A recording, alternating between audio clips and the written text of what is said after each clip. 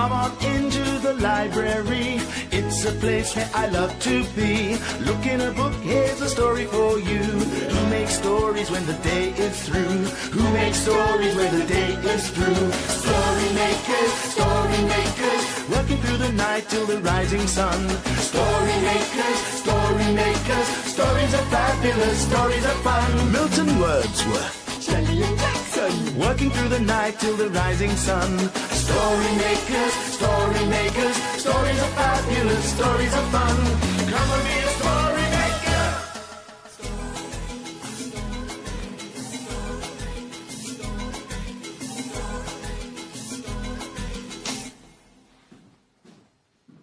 Story makers.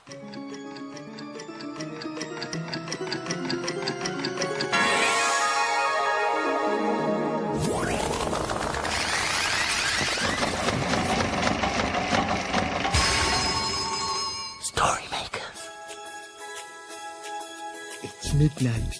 Hello. Has everybody gone?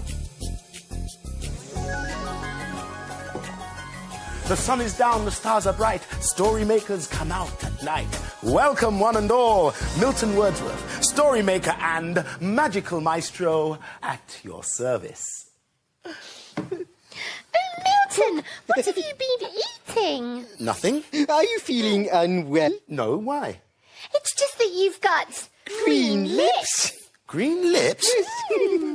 Oh, goodness me, how embarrassing. I've got green lips. I've been painting like this by blowing through a straw and making bubble prints. Oh, look at that. Oh. Look, little bubble mountain. Take the papyrus, lay it on top, and voila. Milton, it's beautiful. Yes, it is. But Milton, how did you get green lips? I forgot something. What? You have to remember to blow and not to suck like I did. Well, never mind. They're beautiful paintings.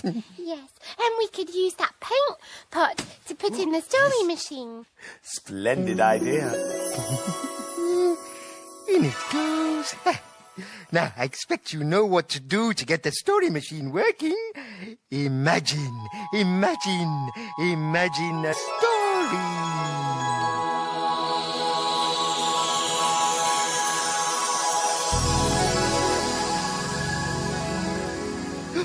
It's a playbook.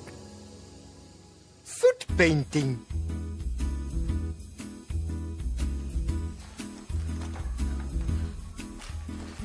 This morning, the children are going to do some painting. Emma, the play leader, is rolling out huge sheets of paper. She cuts and sticks the paper to the floor. Here are the children. What sort of painting are we going to do, they wonder.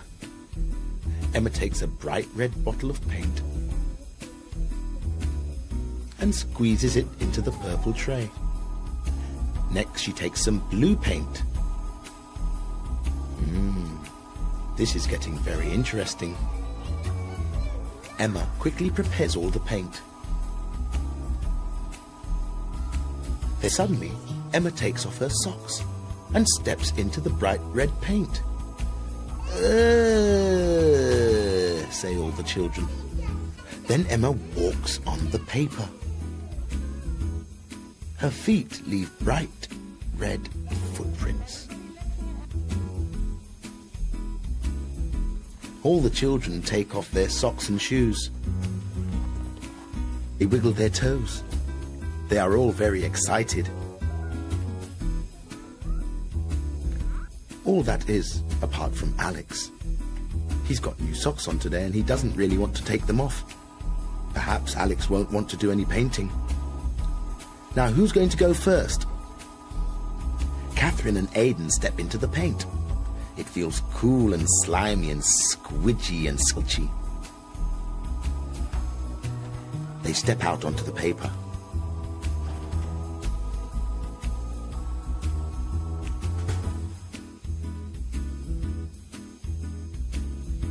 Rebecca and Renee are next. They giggle. The paint is tickling their feet. Off they go. Renee leaves bright green footprints. 8 brightly coloured feet. Everybody wants to have a go at foot painting. The picture is building. Alex is last, and he just can't resist. He jumps up and runs to the paint trays. Alex steps into the bright green paint. The children all know his secret. But what's that on his feet? Oh, Alex! It really looked all nice and Oh, squidgy. it did. I wonder which colour felt the best. Green like me. Green feels sort of fresh, like this leaf. Let's put this leaf in the story machine. Come on. In it goes. Help us make a happy, colourful story. Imagine a story.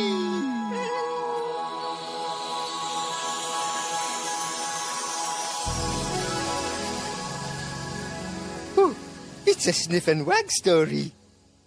Sliding down rainbows. Sniff and Wag are friends. When the day ends and the sky grows dark, they sneak into the park through a hole in the fence. One night, while they're in the flower garden, Sniff finds a golden bone. "Look at this, Wag," he barks. "I wonder where it's come from." An enormous sunflower stands close by. It's so tall it seems to disappear into the sky. "Why don't we climb up and see where it goes?" barks Wag. "You never know, we might find some more golden bones."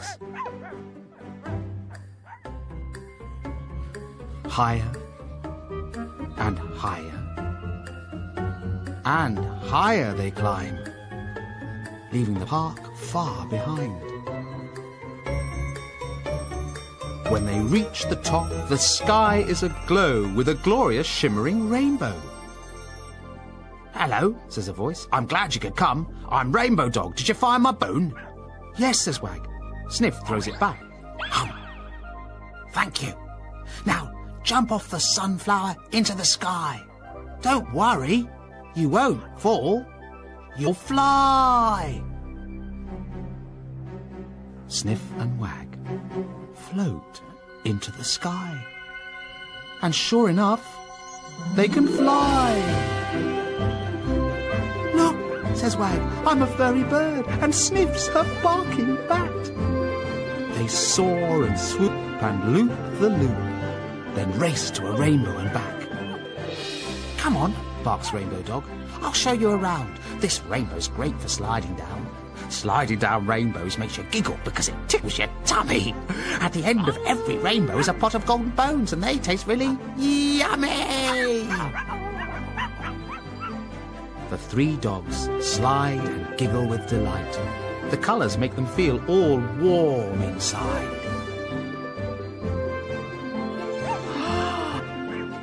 "Hey," yaps Wag, "I found a pot of golden bones. Would you like to take some home as a special treat?" says Rainbow Dog. "They're very sweet and chocolatey." "Yes, please," the 2 dogs bark. Sniff and Wag slide down the other side of the rainbow all the way home. Sniff gets the giggles because it tickles and nearly drops one of his golden bones. Good night. Sleep tight, my little friends. Tomorrow we will play again.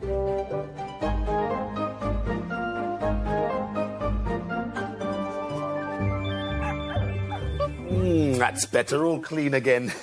Milton, do you have a favourite colour? I certainly do. On Mondays it's red, on Tuesdays it's orange, on Wednesdays it's yellow, on Thursdays it's green. Slow down, slow down. Sorry, of course. On Fridays it's blue, on Saturdays it's indigo. Indy what? Indigo, that sort of dark blue. And on Sundays it's violet. Is that a sort of purpley colour? Sure is, my petal. A bit like this flower. Oh, it's beautiful. So all your favourite colours are a bit like this. Ta-da! A rainbow with all my favourite colours. But Milton, I asked you for one favourite colour. Yes, one for each day of the week. Oh, well, can we use your violet flower to make a story? Why, of course.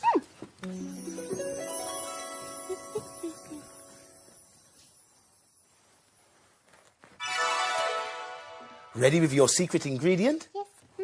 Imagine a story.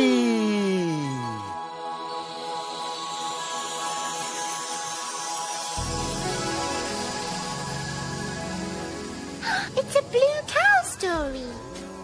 Blue Cow and the Unicorn.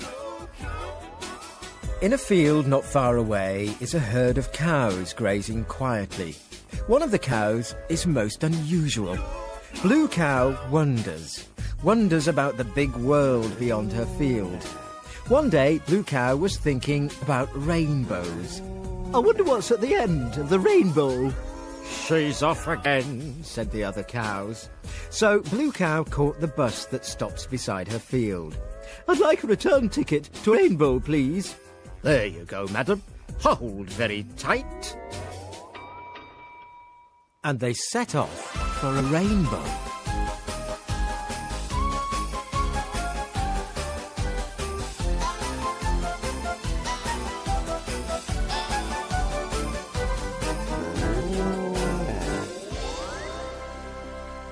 There was the biggest, curviest rainbow she'd ever seen. It was so big and curvy it seemed to disappear beyond the horizon. I wonder what's at the other end of the rainbow. I'll show you, said a voice. In front of her stood a beautiful white horse with a horn in the middle of its head. What a beautiful horse you are. A horse? I, my dear Blue Cow, I'm a unicorn. I'm on my back and I'll take you to the rainbow's end. The unicorn leapt off the ground and flew through the sky at tremendous speed. Moo! Cried Blue Cow. Could you slow down a little? Certainly, dear thing. And the unicorn flew in and out of the rainbow's different colours. They rushed through the red, poured through the purple, bounded through the blue, until with a last swoop they arrived at the rainbow's end. The rainbow had become a waterfall of red, yellow, pink, blue, orange, purple and green, which tumbled into a lake of wonderful mixed-up colours. Blue Cow had never seen anything like it. I often come here when I'm feeling off colour, said the unicorn. One quick swim and I'm as right as rain.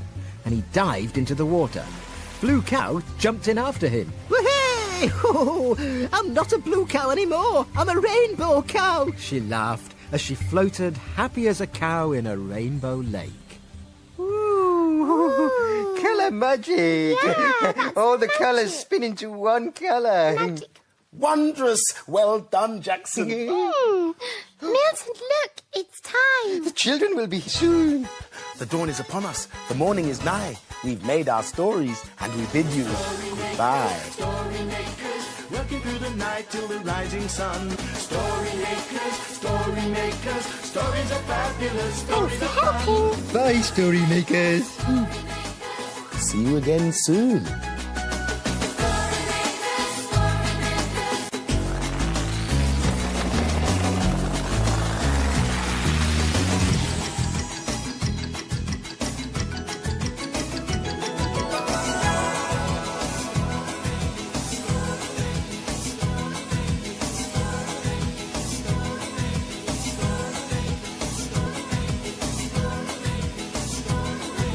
Come and be a story.